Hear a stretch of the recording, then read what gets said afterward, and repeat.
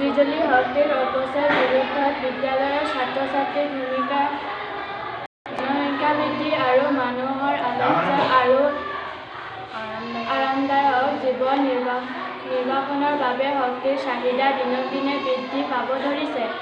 ভূগৰ্ভৰ কয়লা আৰু পেট্ৰলিয়ামৰ ভাণ্ডাৰো দিনক দিনে হ্ৰাস পোৱাৰ বাবে বিজুলী শক্তিক কেইমানুহে প্ৰধান শক্তিৰ উৎসৰূপে ব্যৱহাৰ কৰিব ধৰিছে।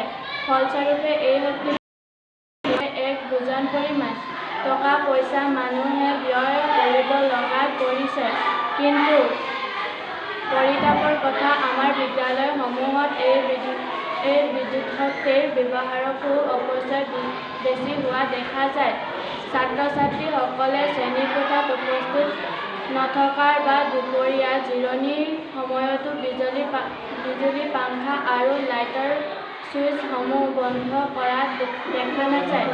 আনহাতে নালাগে কেতিয়াবা চকীদাৰজনে পাংখাৰ ছুইচ বিদ্যালয়ৰ বন্ধ কৰাৰ সময়ত বন্ধ নকৰাৰ বাবে গোটেই ৰাতিটো বিদ্যালয়ৰ ফেন চলি থকা দেখা যায়। এই কথাবোৰ অতি সৰু অৱস্থাৰ পৰাই ছাত্ৰ-ছাত্ৰীসকলক শিকোৱাৰ প্ৰয়োজন আছে। বিদ্যালয়ত বিজুলী শক্তিৰ অপচয় মানে ধন, টকা পইচা অপচয়।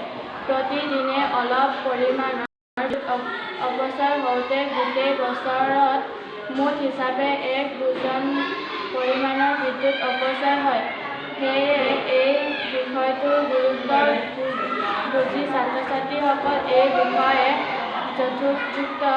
যথোপযুক্ত শিক্ষাদান কৰাৰ লগতে সজাগতাৰ সৃষ্টি কৰিব লাগে।